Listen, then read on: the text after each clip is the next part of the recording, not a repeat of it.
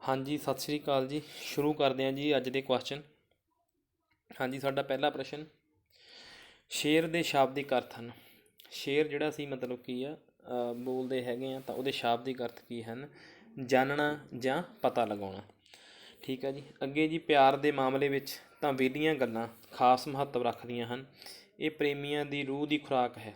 ਇਹ ਪ੍ਰਿੰਸੀਪਲ ਤੇਜਾ ਸਿੰਘ ਜੀ ਦੇ ਕਥਨ ਹਨ, ਵਿਹਲੀਆਂ ਗੱਲਾਂ ਦੇ ਵਿੱਚੋਂ ਜਿਹੜੇ ਕਿ ਲਏ ਗਏ ਨੇ। ਠੀਕ ਹੈ ਜੀ।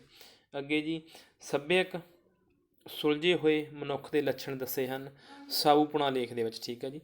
ਮਤਲਬ ਕਿ ਸੱਭਿਅਕ ਮਨੁੱਖ ਜਿਹੜਾ ਹੈਗਾ ਜਾਂ ਮਤਲਬ ਕੀ ਆ ਸੁਲਝੇ ਹੋਏ ਇਨਸਾਨ ਜਿਹੜੇ ਮਤਲਬ ਕਿ ਮੁੱਖ ਲੱਛਣ ਦੱਸੇ ਨੇ ਉਹਨਾਂ ਨੇ ਸਾਊਪੁਣਾ ਜਿਹੜਾ ਉਹਨਾਂ ਦਾ ਨਿਬੰਧ ਲੇਖ ਹੈਗਾ। ਸਾਊ ਆਦਮੀ ਬਹੁਤੀਆਂ ਨਸੀਹਤਾਂ ਨਹੀਂ ਦਿੰਦਾ, ਇਹ ਵੀ ਗੁਸਤਾਖੀ ਗਿਣੀ ਜਾਂਦੀ ਹੈ। ਠੀਕ ਹੈ ਜੀ। ਇਹ ਜਿਹੜੇ ਕਥਨ ਹੈਗੇ ਨੇ ਇਹਦੇ ਵਿੱਚੋਂ ਲਏ ਗਏ ਨੇ ਸਾਊਪੁਣਾ ਦੇ ਵਿੱਚੋਂ। ਠੀਕ ਹੈ ਜੀ। ਅੱਗੇ ਜੀ, ਕਲੀਰਾ ਕਲੀਰਾ ਜਿਹੜਾ ਹੈਗਾ ਮਤਲਬ ਕੁੜੀਆਂ ਵਿਆਹ 'ਤੇ ਮਤਲਬ ਕੀ ਹੱਥਾਂ ਦੇ ਵਿੱਚ ਪਾਉਂਦੀਆਂ ਨੇ ਹੈ ਨਾ। ਕਲੀਰੇ ਮਤਲਬ ਪੰਜਾਂ ਉਂਗਲਾਂ ਦੇ ਵਿੱਚ ਜਾਂ ਪਲੱਸ ਗੁੱਟ ਦੇ ਨਾਲ ਹੁੰਦਾ ਵਾ। ਚੂੜਾ ਚੜਾਉਣ ਸਮੇਂ ਜਿਹੜਾ ਮਤਲਬ ਕਲੀਰੇ ਬੰਨ੍ਹੇ ਜਾਂਦੇ ਹੈਗੇ ਨੇ, ਇਹ ਕੁੜੀ ਦਾ ਮਾਮਾ ਜਿਹੜਾ ਵਾ ਕਰਦਾ ਹੈਗਾ। ਠੀਕ ਹੈ। ਭਾਵ ਕਿ ਕੁੜੀ ਦੇ ਮਾਮਾ ਜਿਹੜਾ ਵਾ ਚੂੜਾ ਚੜਾਉਂਦਾ ਅਤੇ ਕਲੀਰੇ ਬੰਨ੍ਹਦਾ ਹੈਗਾ। ਅਸਲ ਦੇ ਵਿੱਚ ਜਿਹੜਾ ਕਲੀਰਾ ਹੁੰਦਾ ਮਤਲਬ ਕਿ ਇਹਦਾ ਜਿਹੜਾ ਇਹ ਚਿੰਨ੍ਹਾਤਮਕ ਕਾਰਜ ਹੁੰਦਾ ਵਾ।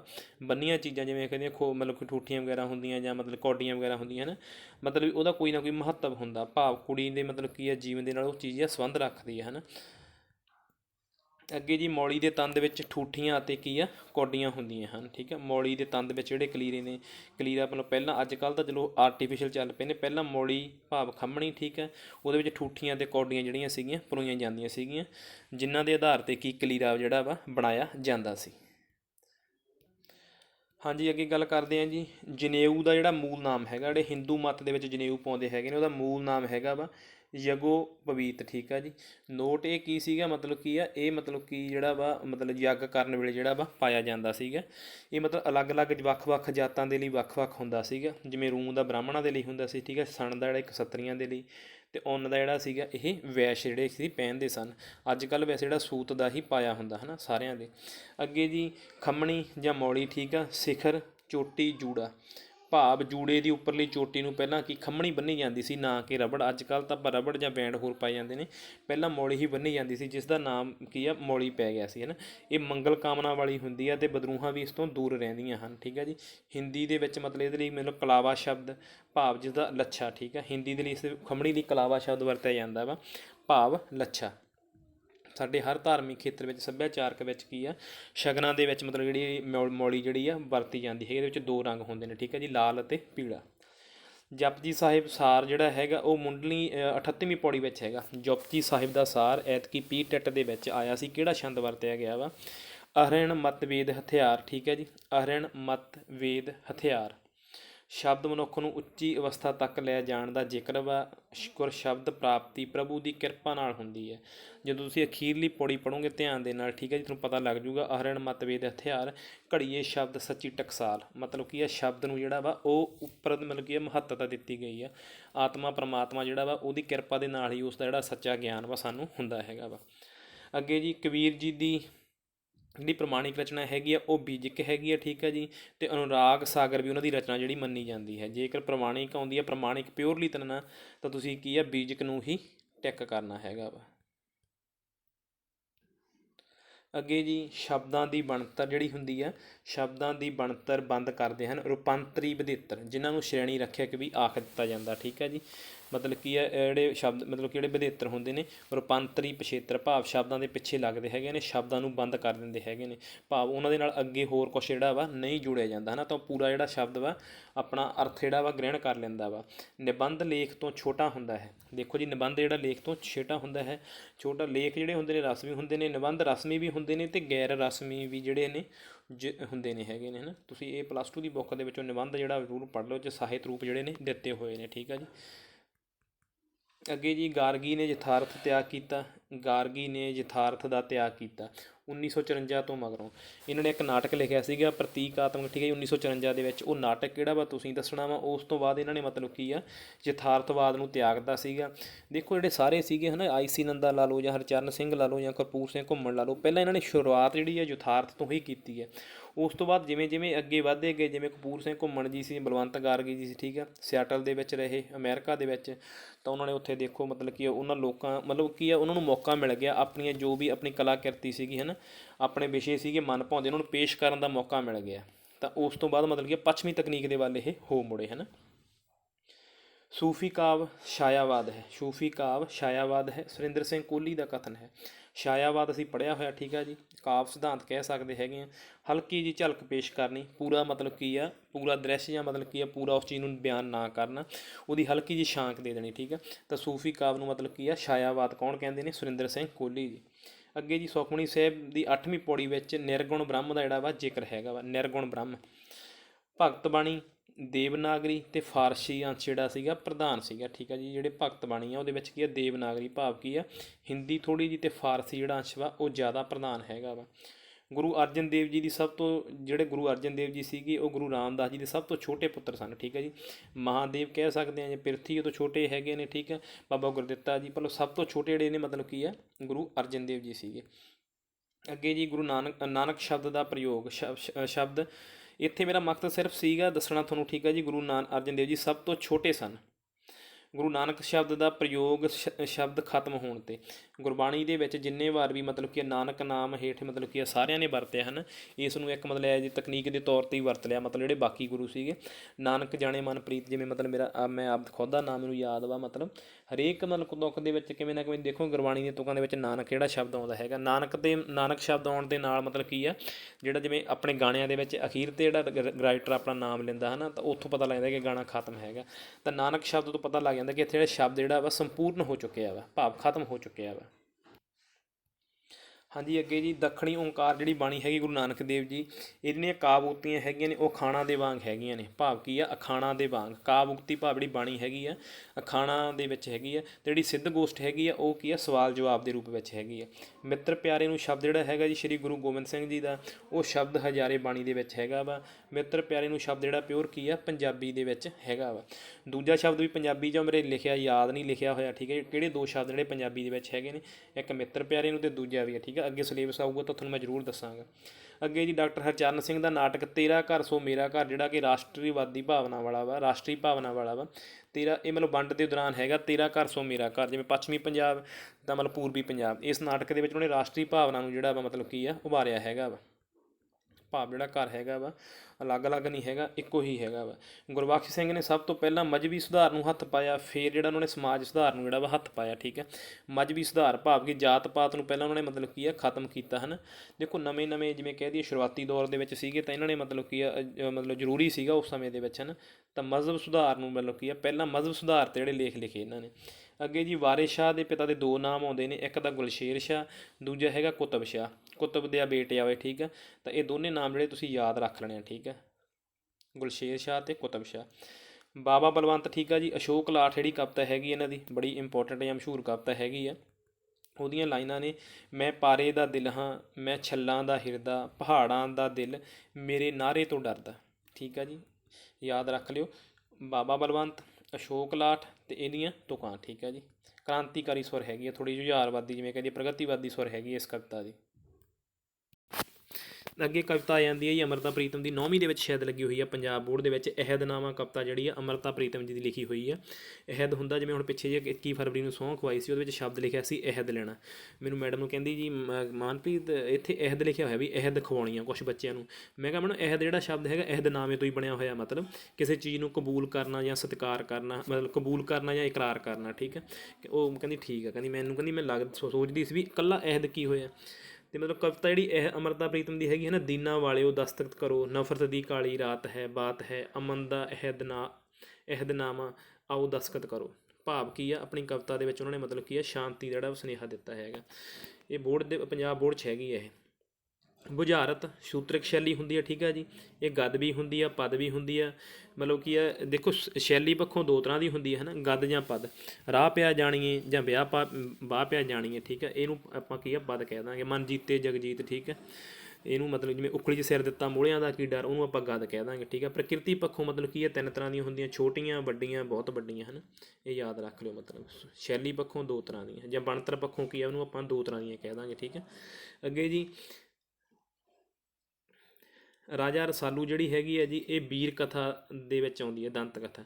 ਰਾਜੇ ਰਸਾਲੂ ਦੀ ਜਿਹੜੀ ਕਥਾ ਵਾ, ਇਹ ਵੀਰ ਕਥਾ ਪਲੱਸ ਕੀ ਆ, ਦੰਤ ਕਥਾ ਦੇ ਵਿੱਚ ਜਿਹੜੀ ਆ ਗਿਣੀ ਜਾਂਦੀ ਹੈਗੀ ਹੈ, ਕਿਉਂਕਿ ਉਹ ਆਪਣੇ ਕਾਰਨਾਮੇ ਜਿਹੜਾ ਵਾ ਦਿਖਾਉਂਦਾ ਹੈਗਾ, ਤੁਹਾਨੂੰ ਪਤਾ ਹੀ ਹੈ ਨਾ, ਪੜ੍ਹਿਆ ਹੋਣਾ ਸਾਰਿਆਂ ਨੇ। ਅੱਗੇ ਜੀ ਗੈਰ ਜਜ਼ਬਾਤੀ ਡਾਇਰੀ ਜਿਹੜੀ ਜੀ ਮਤਲਬ ਕੀ ਆ, ਬਲਰਾਜ ਸਾਹਨੀ ਦੀ ਆ। ਇਹਨੇ ਇਹਦੇ ਵਿੱਚ ਜੀਵਨ ਦੀਆਂ ਘਟਨਾਵਾਂ ਦਾ ਵਰਣਨ ਕੀਤਾ ਹੈਗਾ ਆਪਣੀ ਗੈਰ ਜਜ਼ਬਾਤੀ ਡਾਇਰੀ ਦੇ ਵਿੱਚ। ਕੀ ਇਹ ਸੱਚ ਹੈ ਬਾਪੂ, ਇਹ ਬਲਰਾਜ ਸਾਹਨੀ ਜੀ ਦਾ ਨਾਟਕ ਹੈਗਾ ਹੈ ਨਾ। ਕਾਮੇ ਯਾਦਾਂ ਦੇ ਝਰੋਖੇ, ਇਹਦੇ ਵਿੱਚ ਕੀ ਆ, ਲੇਖ ਸੰਗ੍ਰਹਿ ਹੈਗੇ ਨੇ, ਕਾਮੇ ਯਾਦਾਂ ਦੇ ਝਰੋਖੇ, ਠੀਕ ਹੈ ਜੀ। ਇੱਕ ਇਹਨਾਂ ਦਾ ਹੋਰ ਹੈਗਾ, ਮਤਲਬ ਉਹ ਕੀ ਆ, ਸੰਸਮਰਣ ਹੈਗਾ। ਹੁਣ ਮੇਰੇ ਇੱਥੇ ਕਾਮੇ ਹੋ ਗਿਆ ਅਤੇ ਯਾਦਾਂ ਦੇ ਝਰੋਖੇ ਹੋ ਗਿਆ, ਇੱਕ ਹੋਰ ਇਹਨਾਂ ਦਾ ਉਹ ਸੰਸਮਰਣ ਹੈਗਾ ਵਾ, ਠੀਕ ਹੈ ਜੀ। ਅੱਗੇ ਅਨੁਪਰਾਸ ਅਲੰਕਾਰ, ਜਿਹਨੂੰ ਆਪਾਂ ਸ਼ਬਦ ਅਲੰਕਾਰ ਵੀ ਕਹਿ ਦਿੰਦੇ ਹਾਂ, ਧੁਨੀ ਅਲੰਕਾਰ ਵੀ ਕਹਿ ਦਿੰਦੇ ਹਾਂ। ਫਿਰ ਰੂਪ ਸਰੂਪ ਅਨੂਪ ਦਿਸੇ, ਫਿਰ ਜਿੰਦ ਦੀਵਾਨੀ ਝੱਲੀ ਝੱਲੀ, ਹੈ ਨਾ। ਰੂਪ ਸਰੂਪ ਅਨੂਪ ਮਤਲਬ ਕੀ ਹੈ, ਇਹਨੂੰ ਆਪਾਂ ਧੁਨੀ ਅਲੰਕਾਰ ਵੀ ਕਹਿ ਦਿੰਦੇ ਹਾਂ। ਸ਼ਬਦ ਅਲੰਕਾਰ ਪਤਾ ਹੋਊ ਸਾਰਿਆਂ ਨੂੰ, ਪਰ ਇਹਨੂੰ ਧੁਨੀ ਅਲੰਕਾਰ ਵੀ ਕਿਹਾ ਜਾਂਦਾ ਵਾ। ਭਾਵ ਜਿਹੜੀ ਧੁਨੀ ਜਿਹੜੀ ਆ ਸਮਰੂਪ ਹੋ ਜਾਂਦੀ ਹੈ, ਭਾਵ ਇੱਕੋ ਜਿਹੀ ਧੁਨੀ ਜਿਹੜੀ ਆ ਉਚਾਰੀ ਜਾਂਦੀ ਹੈ। ਹਾਂਜੀ ਅੱਗੇ ਜੀ, ਸਾਹਿਤ ਸ਼ਬਦ ਦਾ ਜਿਹੜਾ ਜ਼ਿਆਦਾ ਪ੍ਰਯੋਗ ਵਾ ਉਹ ਮੱਧ ਕਾਲ ਦੇ ਵਿੱਚ ਹੀ ਹੋਇਆ ਹਨ। ਪੂਰਵ ਨਾਨਕ ਕਾਲ ਦੇ ਵਿੱਚ ਜਾਂ ਸੰਸਕ੍ਰਿਤ ਦੇ ਵਿੱਚ ਜਿਹੜਾ ਸਾਹਿਤ ਨੂੰ ਕਾਵਿ ਹੀ ਕਿਹਾ ਜਾਂਦਾ ਸੀਗਾ, ਇਹ ਯਾਦ ਰੱਖ ਲਿਓ ਹੈ ਨਾ। ਸਾਹਿਤ ਸ਼ਬਦ ਜਿਹੜਾ ਹੈਗਾ ਉਤਪੱਤੀ ਹੈ, ਇਹ ਮੱਧ ਕਾਲ ਦੀ ਦੇਣ ਹੈਗੀ ਹੈ। ਕਾਵਿ ਅਤੇ ਸਾਹਿਤ ਸਮਾਨ ਅਰਥੀ ਹਨ। ਅੱਗੇ ਜੀ, ਕਵਿਤਾ ਜਿਹੜੀ ਹੈਗੀ ਹੈ ਸੁਤੰਤਰ ਰੂਪ ਹੈਗੀ ਆ। ਭਾਵ ਮਤਲਬ ਕਿ ਭਾਵ ਪ੍ਰਧਾਨ ਹੁੰਦਾ, ਇਹਦੇ 'ਚ ਵਿਚਾਰ ਪ੍ਰਧਾਨ ਹੁੰਦਾ, ਭਾਵਾਂ ਦਾ ਵੇਗ ਹੁੰਦਾ ਹੈ ਨਾ, ਮਤਲਬ ਜਜ਼ਬਿਆਂ ਦਾ ਬੇਰੋਕ ਹੜ ਹੁੰਦਾ ਵਰਡ ਵਸਤ ਦੇ ਮੁਤਾਬਿਕ। ਮਤਲਬ ਕਵਿਤਾ ਸੁਤੰਤਰ ਰੂਪ ਦੇ ਵਿੱਚ ਗਾਣੀ ਜਾਂਦੀ ਹੈ। ਸਾਹਿਤ ਦਾ ਇਹ ਸੁਤੰਤਰ ਰੂਪ ਆ। ਦ੍ਰਿਸ਼ ਕਾਵਿ ਹੋ ਗਿਆ, ਠੀਕ ਆ ਜੀ, ਜਿਹਦੇ ਵਿੱਚ ਆਪਾਂ ਰੂਪਕ ਜਾਂ ਨਾਟਕ ਆ ਗਿਆ। ਅੱਗੇ ਸ਼ਰਵ ਕਾਵਿ ਆ ਗਿਆ, ਠੀਕ ਆ, ਉਹਦੇ ਵਿੱਚ ਆਪਾਂ ਮਤਲਬ ਵਾਰਤਕ ਵੀ ਲੈ ਜਾਂਦੇ ਹਾਂ। ਮਤਲਬ ਕੀ ਆ, ਮਤਲਬ ਕੀ ਆ, ਵਾਰਤਕ ਕਹਿ ਦਈਏ ਆਪਾਂ, ਸੋਰੀ ਵਾਰਤਕ ਕਾਵਿ। ਮੈਂ ਤੁਹਾਨੂੰ ਐਕਸਪਲੇਨ ਹੀ ਕਰ ਦਿੰਦਾ ਵਾ, ਇੱਕ ਮਿੰਟ ਵੇਟ ਕਰਿਓ ਵੀ, ਇੱਕ ਮਿੰਟ ਥੋੜ੍ਹਾ ਜਿਹਾ ਰੁਕਣਾ ਪੈਣਾ। ਹਾਂਜੀ ਕਿੱਥੇ ਸੀ ਜੀ ਆਪਾਂ, ਠੀਕ ਹੈ ਜੀ। ਮਤਲਬ ਜਿਹੜਾ ਸੋਰੀ ਕਵਿਤਾ ਜਿਹੜਾ ਸਾਹਿਤ ਦਾ ਸੁਤੰਤਰ ਰੂਪ ਹੈਗੀ ਹੈ, ਠੀਕ ਹੈ ਜੀ। ਅਤੇ ਦ੍ਰਿਸ਼ ਕਾਵਿ ਦੇ ਵਿੱਚ ਨਾਟਕ ਅਤੇ ਇਕਾਂਗੀ ਆ ਜਾਂਦੇ ਆ, ਠੀਕ ਹੈ ਜੀ, ਰੂਪਕ ਆ ਜਾਂਦੇ ਆ। ਸ਼ਰਵ ਕਾਵਿ ਦੇ ਵਿੱਚ ਮਤਲਬ ਕੀ ਆ, ਕਵਿਤਾ ਆ ਜਾਂਦੀ ਹੈ, ਗਲਪ ਆ ਜਾਂਦੀ ਹੈ ਅਤੇ ਵਾਰਤਕ ਆ ਜਾਂਦੀ ਹੈ। ਗਲਪ ਦੇ ਵਿੱਚ ਮਤਲਬ ਕਿ ਨਾਵਲ ਅਤੇ ਨਿੱਕੀ ਕਹਾਣੀ, ਠੀਕ ਹੈ ਜੀ, ਨਾਵਲ ਅਤੇ ਨਿੱਕੀ ਕਹਾਣੀ ਆ ਜਾਂਦੀ ਹੈ। ਅਤੇ ਵਾਰਤਕ ਦੇ ਵਿੱਚ ਆਪਾਂ ਸਵੈ ਜੀਵਨੀ ਕਹਿ ਦਈਏ, ਨਿਬੰਧ ਕਹਿ ਦਈਏ ਜਾਂ ਸਫ਼ਰਨਾਮਾ ਕਹਿ ਦਿੰਦੇ ਆ ਜਾਂਦੇ ਹਨ। ਮਤਲਬ ਤੁਸੀਂ ਯਾਦ ਰੱਖਣਾ ਹੈਗਾ ਹੈ ਨਾ। ਕਵਿਤਾ ਜਿਹੜੀ ਸੁਤੰਤਰ ਰੂਪ ਹੈਗੀ ਆ ਮਤਲਬ ਕੀ ਹੈ, ਸ਼ਰਵ ਕਾਵਿ ਦਾ। ਕਵਿਤਾ, ਠੀਕ ਹੈ ਜੀ, ਗਲਪ ਅਤੇ ਵਾਰਤਕ, ਠੀਕ ਹੈ ਜੀ, ਇਹ ਸ਼ਰਵ ਕਾਵਿ ਦੇ ਹੈਗੇ ਨੇ। ਗਲਪ ਦੇ ਵਿੱਚ ਨਾਟਕ ਅਤੇ ਨਿੱਕੀ ਕਹਾਣੀ ਆ ਗਿਆ, ਅਤੇ ਵਾਰਤਕ ਦੇ ਵਿੱਚ ਸਵੈ ਜੀਵਨੀ ਆ ਗਿਆ, ਠੀਕ ਹੈ ਜੀ। ਸਵੈ ਜੀਵਨੀ, ਸਫ਼ਰਨਾਮਾ ਅਤੇ ਨਿਬੰਧ ਜਿਹੜੇ ਨੇ ਆ ਗਏ ਨੇ। ਹਾਂਜੀ ਅੱਗੇ ਗੱਲ ਕਰਦੇ ਹਾਂ ਜੀ, ਪ੍ਰਤੀਕ ਅਣਦਿਸੇ ਦੀ ਪ੍ਰਤੀਨਿਧਤਾ ਕਰਦੇ ਹਨ। ਪ੍ਰਤੀਕ ਜਿਹੜੇ ਹੁੰਦੇ ਨੇ ਚੁਣੇ ਜਾਂਦੇ ਨੇ ਹੈ ਨਾ, ਜਿਵੇਂ ਹੁਣ ਅਪਾਸ਼ ਹੁਣੀ ਹੋ ਗਏ, ਮਤਲਬ ਜਾਂ ਸ਼ਿਵ ਕੁਮਾਰ ਬਟਾਲਵੀ ਹੁਣੀ ਹੋ ਗਏ, ਉਹਨਾਂ ਨੇ ਪ੍ਰਤੀਕ ਜਿਹੜੇ ਹੈਗੇ, ਜਿਵੇਂ ਹੁਣ ਉਦਾਹਰਨ ਦੇ ਤੌਰ 'ਤੇ ਮਿੱਟੀ ਧੁੰਦ ਜਗ ਚਾਨਣ ਹੋਆ, ਸੂਰਜ ਨਿਕਲਿਆ ਹੈ ਨਾ, ਜਿਵੇਂ ਭਾਈ ਗੁਰਦਾਸ ਜੀ ਨੇ ਕਿਹਾ ਹੈ ਨਾ ਵੀ ਗੁਰੂ ਨਾਨਕ ਦੇਵ ਜੀ ਦਾ ਜਨਮ ਇੱਦਾਂ ਹੋਇਆ, ਜਿਵੇਂ ਹੈ ਨਾ, ਮਤਲਬ ਪਾਪਾਂ ਦੀ ਜਿਹੜੀ ਧੁੰਦ ਸੀਗੀ ਜਿਹੜੀ ਉਹ ਖਤਮ ਹੋ ਗਈ ਹੈ ਨਾ, ਜਿਵੇਂ ਸੂਰਜ ਨਿਕਲਣ ਦੇ ਨਾਲ ਮਤਲਬ ਕਿ ਤਾਰੇ ਛਿਪ ਜਾਂਦੇ ਨੇ, ਇਹਨੂੰ ਆਪਾਂ ਪ੍ਰਤੀਕ ਕਹਿ ਦਾਂਗੇ, ਠੀਕ ਆ। ਇਹ ਰੂੜ ਹੋ ਜਾਂਦੇ ਨੇ, ਜਿਹੜੇ ਪ੍ਰਤੀਕ ਹੈਗੇ ਨੇ ਹੌਲੀ ਹੌਲੀ ਰੂੜ ਹੋ ਜਾਂਦੇ ਨੇ। ਜਿਵੇਂ ਅਸੀਂ ਹਨੇਰੇ ਦੀ ਗੱਲ ਕਰੀ ਤਾਂ ਹਨੇਰਾ ਜਿਹੜਾ ਹੈਗਾ ਉਹਨੂੰ ਆਪਾਂ ਕਾਲਾ ਜਾਂ ਭ੍ਰਿਸ਼ਟਾਚਾਰ ਜਾਂ ਮਤਲਬ ਕੀ ਆ, ਉਹ ਮਤਲਬ ਉਹ ਦੋਸ਼ ਦੀ ਭਾਵਨਾ ਵਾ। ਜਿਹੜਾ ਚਾਨਣ ਵਾ ਉਹ ਮਤਲਬ ਖੁਸ਼ੀ ਦਾ ਜਾਂ ਮਤਲਬ ਏਕਤਾ ਦਾ ਹੈ ਨਾ, ਮਤਲਬ ਇਹ ਚੀਜ਼ਾਂ ਹੈਗੀਆਂ ਨੇ। ਸਮਝ ਗਏ ਹੋਵੋਗੇ ਤੁਸੀਂ ਪ੍ਰਤੀਕ ਮੈਂ ਕੀ ਕਹਿਣਾ ਚਾਹੁੰਦਾ ਹੈ ਨਾ। ਕਾਵਿ ਸ਼ੈਲੀ ਦਾ ਹੀ ਅੰਗ ਹੁੰਦੇ ਨੇ। ਭਾਵ ਕੀ ਆ, ਕਵਿਤਾ ਦੇ ਰਾਹੀਂ ਜਾਂ ਮਤਲਬ ਨਾਵਲਾਂ ਜਾਂ ਨਾਟਕਾਂ ਮਤਲਬ ਕਿਤੇ ਵੀ ਪ੍ਰਤੀਕ ਵਰਤਿਆ ਜਾਂਦਾ ਵਾ ਤਾਂ ਸਾਡੇ ਕਹਿਣ ਦਾ ਹੀ ਤਰੀਕਾ ਹੁੰਦਾ ਹੈ। ਚਾਹੇ ਉਹ ਕਵਿਤਾ ਦੇ ਵਿੱਚ ਆਪਾਂ ਨੂੰ ਕਾਵਿ ਸ਼ੈਲੀ ਕਹਿ ਦਾਂਗੇ ਜਾਂ ਮਤਲਬ ਕੀ ਹੈ ਨਾਵਲਾਂ ਦੇ ਵਿੱਚ ਜਾਂ ਹੋਰ ਵਿਸ਼ਿਆਂ ਦੇ ਵਿੱਚ, ਮਤਲਬ ਕਿ ਉਹਨੂੰ ਅਸੀਂ ਕੀ ਆ, ਸਾਡੇ ਕਹਿਣ ਦਾ ਜਿਹੜਾ ਤਰੀਕਾ ਤਾਂ ਉਹਨੂੰ ਵੈਸੇ ਸ਼ੈਲੀ ਜਿਹੜਾ ਹੈਗਾ ਸ਼ਬਦ, ਇਹ ਗੱਲ ਦੇ ਕਹਿਣ ਦੇ ਤਰੀਕੇ ਨੂੰ ਹੀ ਕਹਿ ਦਿੱਤਾ ਜਾਂਦਾ ਵਾ। ਸਾਡੀ ਸ਼ੈਲੀ ਕਿੱਦਾਂ ਦੀ ਹੈਗੀ ਆ, ਔਖੀ ਜਾਂ ਸੌਖੀ ਹੈ ਨਾ, ਜਿਹੜੀ ਲੋਕ ਭਾਸ਼ਾ ਹੋਵੇ, ਮਤਲਬ ਸਮਝ ਲੱਗ ਜਾਵੇ ਹੈ ਨਾ, ਮਤਲਬ ਉਹ ਸ਼ੈਲੀ ਜਿਹੜੀ ਉਹ ਜ਼ਿਆਦਾ ਵਧੀਆ ਹੁੰਦੀ ਹੈ। ਛੰਦ ਮੁਕਤ ਕਵਿਤਾ, ਹਾਂਜੀ ਅੱਗੇ ਛੰਦ ਮੁਕਤ ਕਵਿਤਾ ਵਿੱਚ ਭਾਸ਼ਾ ਦੀ ਜ਼ਿੰਮੇਵਾਰੀ ਹੋਰ ਵੱਧ ਜਾਂਦੀ ਹੈ ਨਾ, ਇਹ ਯਾਦ ਰੱਖ ਲਿਓ। ਇਹ ਜਿਹਾ ਪ੍ਰਸ਼ਨ ਕਦੇ ਆ ਜਾਂਦਾ, ਥੋੜ੍ਹੀ ਬਹੁਤੀ ਪੁੱਛ ਸਕਦੇ ਹਨ। ਛੰਦ ਮੁਕਤ ਜਿਹੜੀ ਕਵਿਤਾ ਹੁੰਦੀ ਆ ਮਤਲਬ ਵਾਰਤਕ ਦੇ ਨੇੜੇ ਹੁੰਦੀ ਆ, ਸਗੋਂ ਉਹਦੇ ਵਿੱਚ ਭਾਸ਼ਾ ਦੀ ਜਿਹੜੀ ਆ ਸੋਚ ਸਮਝ ਕੇ ਵਰਤਣੀ ਪੈਂਦੀ ਹੈ, ਕਿਉਂਕਿ ਵਜ਼ਨ ਤੋਲ ਵਿਸ਼ਰਾਮ ਜਿਹੜੇ ਹੈਗੇ ਨੇ ਉਹ ਜਨਮ ਲੈ ਲੈਂਦੇ ਹਨ। ਕਮਾਲ ਹੋਇਆ, ਬਮਾਲ ਹੋਇਆ, ਧਮਾਲ ਹੋਇਆ, ਉਹ ਸੌਖੇ ਮੇਰੇ ਹਿਸਾਬ ਨਾਲ ਲਿਖਣੇ ਹਨ। ਜਿਵੇਂ ਜਿਵੇਂ ਪ੍ਰੋਫੈਸਰ ਪੂਰਨ ਸਿੰਘ ਜੀ ਸੀ, ਉਹ ਕਹਿੰਦੇ ਵੀ ਜਿਹੜੀ ਇਹ ਕਵਿਤਾ ਹੈਗੀ ਆ ਉਸ ਛੰਦ ਮਤਲਬ ਕੀ ਆ ਵਾਰਤਕ ਦੇ ਜਿਹੜੀ ਨੇੜੇ ਹੈਗੀ ਹੈ ਨਾ ਜ਼ਿਆਦਾ, ਤਾਂ ਉਹ ਜਿਹੜੀ ਲਿਖਣੀ ਆ ਜ਼ਿਆਦਾ ਔਖੀ ਹੈਗੀ ਆ ਮਤਲਬ। ਅੱਗੇ ਜੀ ਸੌਰੀ ਜੀ, ਥੋੜ੍ਹਾ ਜਿਹਾ ਹੋ ਜਾਂਦਾ ਮੇਰੇ ਤੋਂ। ਅੱਗੇ ਜੀ ਸੰਸਕ੍ਰਿਤ ਨਾਟਕਾਂ ਦੇ ਜਿਹੜੇ ਪਾਤਰ ਹਸਾਉਣੇ ਹੁੰਦੇ ਨੇ ਉਹਨਾਂ ਨੂੰ ਵਿਦੂਸ਼ਕ ਕਿਹਾ ਜਾਂਦਾ ਵਾ। ਸੰਸਕ੍ਰਿਤ ਵਿੱਚ ਹਸਾਉਣੇ ਪਾਤਰਾਂ ਨੂੰ ਕੀ ਕਿਹਾ ਜਾਂਦਾ ਵਾ? ਵਿਦੂਸ਼ਕ। ਅਰਸਤੂ ਜ਼ਰੂਰੀ ਤੱਤ ਮੰਨਦਾ ਵਾ ਕਥਾਨਕ ਨੂੰ ਜਾਂ ਪਲਾਂਟ ਨੂੰ। ਜਿਹੜੇ ਬਾਕੀ ਤੱਤ ਨੇ ਉਹ ਵੀ ਜ਼ਰੂਰੀ ਨੇ, ਪਰ ਅਰਸਤੂ ਜਿਹੜਾ ਹੈਗਾ ਉਹ ਕਹਿੰਦਾ ਕਿ ਜਿਹੜਾ ਕਥਾਨਕ ਵਾ ਉਹ ਜ਼ਰੂਰੀ ਆ। ਦੇਖੋ ਜੇ ਪਲਾਂਟ ਹੀ ਨਹੀਂ ਹੋਊਗਾ ਤਾਂ ਬਾਕੀ ਜਿਹੜੇ ਨੇ ਤੱਤ ਨੇ ਉਹ ਨਹੀਂ ਹੋਣਗੇ। ਜਿਵੇਂ ਵਾਰਤਾਲਾਪ ਕਹਿ ਦਈਏ, ਪਾਤਰ ਉਸਾਰੀ ਨਾ ਕਹਿ ਦਈਏ ਨਾ, ਕਿਸੇ ਚੀਜ਼ ਦਾ ਬੇਸ ਹੋਣਾ ਜ਼ਰੂਰੀ ਆ। ਪਲਾਂਟ ਜਿਹੜਾ ਕਥਾਨਕ ਹੈਗਾ ਇਹ ਕੀ ਆ? ਹਰ ਇੱਕ ਸਾਹਿਤ ਰਚਨਾ ਦਾ ਪਲਾਂਟ ਹੈ, ਮਤਲਬ ਕੀ ਆ, ਜਿਵੇਂ ਕਹਿ ਦਈਏ ਬੇਸ ਹੈਗਾ ਵਾ। ਸੰਸਕ੍ਰਿਤ ਨਾਟਕਕਾਰ ਨਾਇਕ ਨੂੰ ਨੇਤਾ ਕਹਿੰਦੇ ਹਨ। ਸੰਸਕ੍ਰਿਤ ਨਾਟਕਕਾਰ ਨਾਇਕ ਨੂੰ ਨੇਤਾ ਕਹਿੰਦੇ ਹਨ। ਵਾਰਤਾਲਾਪ ਨਾਟਕ ਦਾ ਚਿਹਰਾ ਹੈ। ਚਿਹਰੇ ਦੇ ਵਿੱਚ ਦੇਖੋ ਜਿਹੜਾ ਵਾਰਤਾਲਾਪ ਆ, ਸੋ ਨਾਟਕ ਇੱਕ ਸਮੂਹੀ ਕਾਰਜ ਹੈਗਾ, ਮਿਸ਼ਰਨ ਹੈਗਾ ਹੈ ਨਾ, ਮਿਸ਼ਰਤ ਕਲਾ ਵਾ।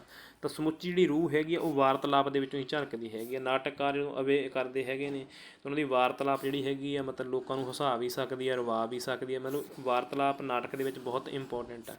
ਰੰਗਮੰਚ ਦੇ ਜ਼ਰੂਰੀ ਤੱਤ ਕਿਹੜੇ ਹੈਗੇ ਨੇ? ਰੌਸ਼ਨੀ ਹੋਣੀ ਚਾਹੀਦੀ ਆ, ਸੰਗੀਤ ਹੋਣਾ ਚਾਹੀਦਾ ਅਤੇ ਆਵਾਜ਼। ਠੀਕ ਆ ਜੀ, ਮਤਲਬ ਕੈਚਰ ਜਿਵੇਂ ਕਹਿ ਦਈਏ ਉਹ ਚੀਜ਼ਾਂ ਅੱਜ ਕੱਲ੍ਹ ਲਮਕਾਉਣ ਲੱਗ ਗਏ ਹਨ। ਮਤਲਬ ਇਹ ਤਿੰਨੇ ਚੀਜ਼ਾਂ ਦਾ ਹੋਣਾ ਜ਼ਰੂਰੀ ਆ ਸਟੇਜ ਦੇ ਉੱਪਰ।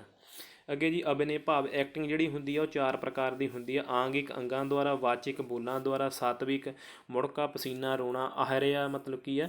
ਸਾਡੇ ਕੱਪੜੇ, ਵੇਸ਼ ਭੂਸ਼ਾ, ਗਹਿਣੇ ਹੈ ਨਾ ਜਿਹੜੇ ਪਹਿਨਦੇ ਹੈਗੇ ਆਪਾਂ। ਅੱਗੇ ਜੀ ਰਸ, ਜਿਹਨੂੰ ਅਸੀਂ ਕਤਾਰਸਿਸ ਕਹਿ ਦਿੰਦੇ ਹਾਂ, ਇਹ ਗ੍ਰੀਕ ਭਾਸ਼ਾ ਦਾ ਸ਼ਬਦ ਹੈਗਾ, ਭਾਵ ਸ਼ੁੱਧੀਕਰਨ। ਅਸਲ ਕਥਾਰਸਿਸ ਦਾ ਸਿਧਾਂਤ ਦਿੱਤਾ ਅਰਸਤੂ ਨੇ, ਠੀਕ ਆ ਜੀ, ਜਿਹਦਾ ਮਤਲਬ ਹੈਗਾ ਸ਼ੁੱਧੀਕਰਨ, ਭਾਵ ਰਸ ਜਿਹੜਾ ਹੈਗਾ ਮਤਲਬ ਕੀ ਆ? ਆਨੰਦ ਦਿੰਦਾ ਹੈਗਾ ਹੈ ਨਾ, ਮਤਲਬ ਖੋ ਜਾਣਾ ਮਤਲਬ ਹੈ ਨਾ। ਇਹਦਾ ਮਤਲਬ ਜਿਹੜਾ ਵਿਰੋਧ ਕਰਦਾ ਹੈਗਾ ਵਾ ਮਤਲਬ ਕੀ ਆ? ਬਰੋਖਤ ਦਾ ਨਾਟਕ, ਬਰੈਖਤ ਨਾਟਕ ਦਾ ਜਿਹੜੀ ਹੈਗੀ ਹੈ, ਭਾਵ ਰਸ ਦਾ ਟੁੱਟਣਾ। ਠੀਕ ਹੈ, ਦੋਨੇ ਇੱਕ ਦੂਜੇ ਦੇ ਉਲਟ ਨੇ, ਓਪੋਜ਼ਿਟ ਹੈਗੇ ਨੇ। ਵੀ ਜਿਹੜਾ ਰਸ ਹੈ, ਜਿਹੜੇ ਬਰੈਖਤ ਨਾਟਕ ਦਾ ਤਾਂ ਮਤਲਬ ਕਿ ਜਿਹੜਾ ਹੈਗਾ ਰਸ ਉਹ ਟੁੱਟਣਾ ਚਾਹੀਦਾ ਵਾ। ਜਿਹੜੇ ਦਰਸ਼ਕ ਹੈਗੇ ਨੇ ਮਤਲਬ ਉਹ ਕੀ ਆ? ਨਿਰੋਲ ਮਤਲਬ ਭਾਵ ਦੇ ਵਹਿਣ ਵਿੱਚ ਨਾ ਬਹਿਣ ਹੈ ਨਾ। ਪਰ ਕਥਾਰਸਿਸ ਸਿਧਾਂਤ ਕੀ ਕਹਿੰਦਾ ਸੀਗਾ ਕਿ ਉਹ ਵਹਿਣ ਦੇ ਵਿੱਚ ਬਹਿ ਜਾਣੇ ਚਾਹੀਦੇ ਆ, ਭਾਵ ਉਹਨਾਂ ਨੂੰ ਇੰਨਾ ਕੁ ਆਨੰਦ ਆਵੇ ਕਿ ਉਹ ਮਤਲਬ ਕੀ ਨਾਟਕ ਦੇ ਨਾਲ ਨਾਲ ਹੀ ਰੋਣ ਲੱਗ ਜਾਣ ਅਤੇ ਨਾਲ ਨਾਲ ਹੀ ਕੀ ਹੱਸਣ ਲੱਗ ਜਾਣ ਹੈ ਨਾ। ਕਲਾ ਸਿਧਾਂਤ ਜਿਹੜਾ ਹੈਗਾ ਮਤਲਬ ਇਹਦਾ ਮਕਸਦ ਹੈ ਦਰਸ਼ਕਾਂ ਨੂੰ ਆਨੰਦ ਦੇਣਾ, ਉਹਨਾਂ ਦੀ ਸੁਹਜ ਤ੍ਰਿਪਤੀ ਕਰਨਾ। ਕਲਾ ਸਮਾਜ ਲਈ, ਜਿੱਥੋਂ ਮਤਲਬ ਕਿ ਸਮਾਜ ਨੂੰ ਕੋਈ ਦਿਸ਼ਾ ਮਿਲੇ ਹੈ ਨਾ। ਜਿਵੇਂ ਹੁਣ ਕਈ ਹੈਗੇ ਨੇ ਜਿਹਨਾਂ ਨੇ ਕਲਾ ਲਈ ਵਰਤੀ ਹੈਗੀ ਆ, ਕਈਆਂ ਨੇ ਮਤਲਬ ਕਲਾ ਕੀ ਆ ਸਮਾਜ ਦੇ, ਜਿਵੇਂ ਸੰਤੋਖ ਸਿੰਘ ਧੀਰ ਜੀ ਸੀਗੇ, ਠੀਕ ਹੈ, ਉਹਨਾਂ ਨੇ ਕਲਾ ਸਮਾਜ ਦੇ ਲਈ ਵਰਤੀ ਹੈਗੀ ਆ। ਬਾਬਾ ਬਲਵੰਤ ਜੀ ਹੈਗੇ ਆ, ਉਹ ਕਹਿੰਦੇ ਕਵਿਤਾ ਨੂੰ ਮੈਂ ਨਹੀਂ ਮੰਨਦਾ ਹੈ ਨਾ, ਮਤਲਬ ਬਹੁਤੀ ਕਵਿਤਾ ਹੋਣੀ ਚਾਹੀਦੀ ਹੈ ਜਿਸ ਤੋਂ ਮਤਲਬ ਸਮਾਜ ਨੂੰ ਸਹੀ ਦਿਸ਼ਾ ਮਿਲੇ ਹੈ ਨਾ। ਉਸਾਰੂ ਮੁੱਲ ਵਿਧਾਨ ਜਿਹੜੇ ਨੇ ਸਿਰਜੇ ਜਾਣ, ਉਹੀ ਸਹੀ ਕਵੀ ਹੁੰਦਾ, ਮਤਲਬ ਬਾਬਾ ਬਲਵੰਤ ਜੀ ਕਹਿੰਦੇ ਨੇ। ਅੱਗੇ ਜਿਹੜੇ ਯੂਨਾਨੀ ਨਾਟਕ ਹੁੰਦੇ ਨੇ ਉਹ ਦੁਖਾਂਤ ਹੁੰਦੇ ਨੇ, ਭਾਰਤੀ ਨਾਟਕ ਜਿਹੜੇ ਨੇ ਉਹ ਸੁਖਾਂਤ ਹੁੰਦੇ ਨੇ। ਭਾਵ ਜਿਹੜੇ ਨਾਟਕ ਨੇ ਇਹ ਪ੍ਰਭਾਵ ਦੇ ਪੱਖੋਂ 2 ਤਰ੍ਹਾਂ ਦੇ ਹੁੰਦੇ ਆ, ਦੁਖਾਂਤ ਨਾਟਕ ਅਤੇ ਸੁਖਾਂਤ ਨਾਟਕ। ਅੱਗੇ ਜੀ ਲਾਹੌਰ ਦੇ ਡੱਬੀ ਬਾਜ਼ਾਰ 'ਚ ਬੋਲੀ ਬਣਾਈ ਸੀਗੀ, ਬੋਲੀ ਦਾ ਨਿਰਮਾਣ ਕਰਵਾਇਆ ਸੀਗਾ ਬਾਲੀ ਲਿਖੇ ਬੋਲੀ ਤਾਂ ਗੁਰੂ ਅਰਜਨ ਦੇਵ ਜੀ ਨੇ। ਠੀਕ ਆ ਜੀ, ਸੁਨਹਿਰੀ ਜਿਲਦ ਜਿਹੜੀ ਹੈਗੀ ਆ ਇਹ ਕਹਾਣੀ ਹੈਗੀ ਨਾਨਕ ਸਿੰਘ ਜੀ ਦੀ ਹੈਗੀ ਆ। ਸੁਨਹਿਰੀ ਜਿਲਦ ਪੜ੍ਹੀ ਹੋਣੀ ਆ, ਕਹਾਣੀ ਸੰਗ੍ਰਹਿ ਹੈਗਾ ਇਹਨਾਂ ਦਾ। ਇਹ ਫਿਰਕਾ ਪ੍ਰਸਤੀ ਦੇ ਅਮਲਾਂ ਦੇ ਨਾਲ ਸੰਬੰਧ ਰੱਖਦਾ ਹੈਗਾ। ਕਰਮ ਸਿੰਘ ਹੈਗਾ ਵਾ ਜੈਨਾਂ ਜਿਹਨੂੰ ਨੇ ਅਪਣਾਇਆ ਹੁੰਦਾ ਧੀ ਨੂੰ, ਠੀਕ ਆ, ਹੱਲਿਆਂ ਜੁੱਲਿਆਂ 'ਚ ਮਿਲੀ ਹੁੰਦੀ ਹੈ। ਅਤੇ ਖੈਰਦੀਨ ਦੀ ਦੁਕਾਨ 'ਤੇ ਜਾਂਦਾ ਕਿ ਇਹਦੀ ਜਿਹੜੀ ਜਿਲਦ ਜਿਹੜੀ ਹੈਗੀ ਹੈ ਬੰਨਣੀ ਹੈਗੀ ਹੈ ਨਾ। ਕੁਰਾਨ ਹੁੰਦੀ ਹੈ ਜੈਨਾਂ ਨੂੰ ਦਿੱਤੀ ਹੁੰਦੀ ਹੈ, ਉਹਦੇ ਪਿਤਾ ਨੇ ਮਤਲਬ ਆਪਣੇ ਪਿਤਾ ਤੋਂ ਵਿਛੜੀ ਹੁੰਦੀ ਹੈ ਹੱਲਿਆਂ ਜੁੱਲਿਆਂ ਦੇ ਵਿੱਚ, ਉਹ ਮਤਲਬ ਕੀ ਹੈ ਭਾਵ ਫਿਰਕਾ ਫਸਾਦਾਂ ਦੇ ਵਿੱਚ। ਤਾਂ ਖੈਰਦੀਨ ਦੇਖ ਕੇ ਹੈਰਾਨ ਰਹਿ ਜਾਂਦਾ ਵੀ ਇੱਕ ਸਰਦਾਰ ਕੁਰਾਨ ਚੱਕੀ ਫਿਰਦਾ। ਠੀਕ ਹੈ, ਕੁਰਾਨ ਉਹ ਕਹਿੰਦਾ ਵੀ ਕੋਈ ਗੱਲ ਨਹੀਂ, ਪੈਸਿਆਂ ਦੀ ਕੋਈ ਦਿੱਕਤ ਨਹੀਂ ਹੈਗੀ, ਪਰ ਜਿਹੜੀ ਜਿਲਦ ਆ ਉਹ ਪੂਰੀ ਵਧੀਆ ਬੰਨਣੀ ਹੈਗੀ ਹੈ। ਫਿਰ ਉਹ ਕਹਾਣੀ ਦੱਸਦਾ ਸਾਰੀ ਵੀ ਮੈਨੂੰ, ਠੀਕ ਹੈ, ਜੈਨਾਂ ਨਾਲ ਮੇਰਾ ਕੀ ਰਿਸ਼ਤਾ ਹੈਗਾ, ਮਤਲਬ ਉਹ ਹੈਰਾਨ ਹੁੰਦੇ ਆ ਵੀ ਬੰਦਾ ਸਰਦਾਰ ਵਾ ਜਾਂ ਕਹਿ ਦਈਏ ਹੈ ਨਾ, ਤਾਂ ਵੀ ਇਹ ਕੁਰਾਨ ਲੈ ਕੇ ਆਇਆ ਵਾ। ਬੜੀ ਵਧੀਆ ਕਹਾਣੀ ਆ, ਪੜ੍ਹਿਓ ਜ਼ਰੂਰ। ਕਪੂਰ ਘੁੰਮਣ ਪਾਗਲ ਲੋਕ 1981 ਦੇ ਵਿੱਚ ਲਿਖਿਆ ਗਿਆ, 1984 'ਚ ਨਾਮ ਮਿਲਿਆ। 1984 ਦੇ ਵਿੱਚ 84 ਦੇ ਦੰਗਿਆਂ ਨੂੰ ਲੈ ਕੇ ਜਿਵੇਂ ਕਹਿੰਦੀ ਲੋਕ ਪਾਗਲ ਹੋ ਗਏ। ਠੀਕ ਆ, ਤਾਂ ਮੈਂ ਇੱਥੋਂ ਟਰੈਕ ਲਿਖ ਲਿਓ ਵੀ ਇਹ ਪਾਗਲ ਲੋਕ ਜਿਹੜਾ ਕਪੂਰ ਸਿੰਘ ਘੁੰਮਣ ਦਾ ਵਾ, 1984 'ਚ ਇਹਨੂੰ ਸਾਹਿਤ ਅਕਾਦਮੀ ਅਵਾਰਡ ਮਿਲਿਆ ਸੀਗਾ, ਕਿਉਂਕਿ ਲੋਕ ਜਿਹੜੇ ਸੀਗੇ ਪਾਗਲ ਹੋ ਗਏ ਸੀ ਉਦੋਂ। ਸੂਫੀ ਮੱਤ 'ਤੇ, ਹਾਂਜੀ, ਸੂਫੀ ਮੱਤ 'ਤੇ ਦੇਖੋ ਪ੍ਰਭਾਵ ਸੀਗਾ। ਠੀਕ ਆ, ਬੁੱਧ ਮੱਤ ਦਾ ਵੀ ਸੀਗਾ, ਵੇਦਾਂਤ ਫਲਸਫੇ ਦਾ ਵੀ ਸੀਗਾ, ਨਵ ਅਫਲਾਤੂਨੀ ਦਾ ਵੀ ਸੀਗਾ, ਠੀਕ ਆ, ਈਸਾਈ ਦਾ ਵੀ ਸੀਗਾ। ਠੀਕ ਆ, ਅਤੇ ਮਤਲਬ ਇਹ ਯਾਦ ਰੱਖ ਲਿਓ। ਠੀਕ ਆ, ਮਤਲਬ ਸੂਫੀ ਮੱਤ 'ਤੇ ਪ੍ਰਭਾਵ ਪਿਆ ਹੋਇਆ ਬੁੱਧ ਦਾ, ਵੇਦਾਂਤ ਦਾ, ਈਸਾਈ ਦਾ, ਨਵ ਅਫਲਾਤੂਨੀ। ਠੀਕ ਹੈ, ਇਹ ਮੁਰਸ਼ਦ ਦੇ ਨਾਲ ਇਸ਼ਕ ਦੀ ਜਿਹੜੀ ਹੈਗੀ ਆ ਉਹਨੂੰ ਆਪਾਂ ਕਹਿ ਸਕਦੇ ਹਾਂ। ਠੀਕ ਹੈ, ਨਵ ਅਫਲਾਤੂਨੀ ਜਿਹੜਾ ਪਿਆਰ ਦਾ ਫਲਸਫਾ ਹੈਗਾ ਵਾ। ਸੂਫੀ ਸੰਤਾਂ ਵੱਲੋਂ ਜਿਹੜਾ ਸੰਗੀਤ ਅਤੇ ਨਾਚ ਦਾ ਜਿਹੜਾ ਭਾਰਤੀ ਪਰੰਪਰਾ ਮੁਰਸ਼ਿਦ ਜਿਹੜਾ ਧਾਰਨ ਕਰਨਾ, ਇਹ ਵੀ ਭਾਰਤੀ ਪਰੰਪਰਾ ਅਧੀਨ ਹੈ। ਭਾਵ ਸੂਫੀ ਸੰਤਾਂ ਵੱਲੋਂ ਸੰਗੀਤ ਦੇ ਨਾਲ ਸੰਗੀਤ ਸੁਣਨਾ ਜਾਂ ਨੱਚਣਾ ਜਾਂ ਮਤਲਬ ਮੁਰਸ਼ਿਦ ਧਾਰ ਕਰਨਾ, ਇਹ ਕੀ ਆ, ਨਿਰੋਲ ਭਾਰਤੀ ਪਰੰਪਰਾ ਤੋਂ ਮਤਲਬ ਇਹਨਾਂ ਨੇ ਲਿਆ ਹੋਇਆ ਸੂਫੀਆਂ ਨੇ, ਠੀਕ ਹੈ। ਜਦੋਂ ਸੂਫੀ ਭਾਰਤ ਦੇ ਵਿੱਚ ਆ ਗਏ, ਠੀਕ ਹੈ, ਉਹਨਾਂ ਨੇ ਭਾਰਤੀ ਸੰਸਕ੍ਰਿਤੀ ਤੋਂ ਇਹ ਚੀਜ਼ ਜਿਹੜੀ ਆ ਸਿੱਖੀ ਹੋਈ ਹੈਗੀ ਹੈ। ਇਸ ਨੂੰ ਯਾਦ ਕਰ ਲਿਓ ਜਾਂ ਲਿਖ ਲਿਓ ਤੁਸੀਂ, ਠੀਕ ਹੈ, ਇਸ ਪ੍ਰਸ਼ਨ ਨੂੰ। ਅੱਗੇ ਜਿਹੜੇ ਸਾਡੇ ਪ੍ਰਸ਼ਨ ਹੈਗੇ ਜੀ, ਆਤਮਾ ਅਤੇ ਪਰਮਾਤਮਾ ਦਾ ਸੰਕਲਪ ਹੈਗਾ। ਭਾਵ ਆਤਮਾ ਅਤੇ ਪਰਮਾਤਮਾ ਜਿਹੜੀ ਹੈ ਇੱਕ ਹੋ ਜਾਂਦੀ ਹੈ ਜਦੋਂ ਇਨਸਾਨ ਨੂੰ ਮਤਲਬ ਕਿ ਉਸ ਪਰਮਾਤਮਾ ਦਾ ਜਿਵੇਂ ਕਹਿ ਦਈਏ 10ਵਾਂ ਦੁਆਰ ਖੋਲ੍ਹਿਆ ਜਾਂਦਾ ਹੈ ਨਾ, ਜਿਸ ਨੂੰ ਫਨਾ ਫਿਲਾ ਅਤੇ ਬਕਾ ਬਿੱਲਾ ਦਾ ਜਿਹੜਾ ਕਿਹਾ ਜਾਂਦਾ। ਭਾਵ ਆਤਮਾ ਅਤੇ ਪਰਮਾਤਮਾ ਦੀ ਇਕਸੁਰਤਾ ਜਿਹੜੀ ਹੈ ਕਦੋਂ ਹੁੰਦੀ ਹੈ, ਤਾਂ ਉਸ ਸਿਧਾਂਤ ਨੂੰ ਫਨਾ ਫਿਲਾ ਅਤੇ ਬਕਾ ਬਿੱਲਾ ਦਾ ਨਾਮ ਦਿੱਤਾ ਜਾਂਦਾ। ਦੋਨੇ ਚੀਜ਼ਾਂ ਇੱਕੋ ਹੀ ਨੇ। ਜਿਵੇਂ ਮਨਸੂਰ ਨੂੰ, ਠੀਕ ਆ, ਉਹ ਕਹਿੰਦਾ ਸੀ ਮੈਂ ਹੀ ਰੱਬ ਹਾਂ, ਠੀਕ ਆ, ਤਾਂ ਉਹ ਫਨਾ ਫਿਲਾ ਦੀ ਅਵਸਥਾ 'ਤੇ ਪਹੁੰਚ ਗਿਆ ਸੀ, ਠੀਕ ਆ, ਜਿਸ ਨੂੰ ਮਤਲਬ ਕੀ ਹੈ ਮਜ਼੍ਹਬੀ ਕੀ ਹੈ ਰੰਗਣ ਦੇ ਵਿਰੋਧੀਆਂ ਵੱਲੋਂ ਕੀ ਹੈ ਮਤਲਬ ਕੀ ਹੈ ਫਾਂਸੀ ਦੀ ਸਜ਼ਾ ਦਿੱਤੀ ਗਈ। ਬਾਯਜ਼ੀਦ, ਠੀਕ ਆ, ਇਰਾਨੀ ਸੂਫੀ ਕਵੀ ਸੀ, ਠੀਕ ਆ ਜੀ। ਇਹ ਸਭ ਤੋਂ ਪਹਿਲਾਂ ਮਤਲਬ ਕਿ ਸ਼ਰ੍ਹਾਂ ਤੋਂ ਬਗਾਵਤ ਕੀਤੀ ਸੀ ਇਸ ਇਨਸਾਨ ਨੇ। ਇਹ ਦੇਖੋ ਅਰਬ ਦੇ ਵਿੱਚ ਵੀ ਹੋਇਆ, ਠੀਕ ਆ, ਅਤੇ ਈਰਾਨ ਦੇ ਵਿੱਚ ਵੀ ਹੋਇਆ, ਹੈ ਨਾ। ਮਤਲਬ ਜਿਹੜਾ ਸੂਫੀ ਕਾਵ ਦਾ ਉਹਦੇ ਹੈਗਾ, ਵੈਸੇ ਆਪਾਂ ਅਰਬ ਹੀ ਲਾਉਣਾ ਹੈਗਾ ਜੇ ਅਰਬ ਆਉਂਦਾ ਵਾ, ਪਰ ਸ਼ਰ੍ਹਾਂ ਤੋਂ ਪਹਿਲੀ ਜਿਹੜੀ ਖਿਲਾਫ ਜਿਹੜਾ ਸੀ ਬਾਯਜ਼ੀਦ ਹੋਇਆ ਸੀ, ਠੀਕ ਆ ਜੀ। ਇਹ ਮਤਲਬ ਸੂਫੀ ਕਵੀ ਹੋਇਆ ਵਾ, ਮਤਲਬ ਜਿਵੇਂ ਕਹਿ ਦਈਏ ਸੂਫੀ ਬੰਦਾ ਹੋਇਆ ਵਾ। ਆਖਰੀ ਪ੍ਰਸ਼ਨ ਜੀ ਇੰਪੋਰਟੈਂਟ ਆ। ਡਾਕਟਰ ਅਜੀਤ ਸਿੰਘ ਸ਼ੀਤਲ ਕਹਿੰਦਾ ਫਰੀਦ ਜੀ ਨੂੰ ਪਹਿਲਾ ਲੋਕ ਕਵੀ ਅਤੇ ਪਹਿਲਾ ਪ੍ਰਮਾਣਿਕ ਪੰਜਾਬੀ ਕਵੀ। ਡਾਕਟਰ ਅਜੀਤ ਸਿੰਘ ਸ਼ੀਤਲ ਫਰੀਦ ਜੀ ਨੂੰ ਪਹਿਲਾ ਲੋਕ ਕਵੀ ਕਹਿੰਦਾ, ਠੀਕ ਆ, ਅਤੇ ਪੰਜਾਬੀ ਦਾ ਪਹਿਲਾ ਪ੍ਰਮਾਣਿਕ ਜਿਹੜਾ ਹੈਗਾ ਕਵੀ ਆ ਉਹ ਵੀ ਡਾਕਟਰ ਫਰੀਦ ਜੀ ਹੀ ਹਨ।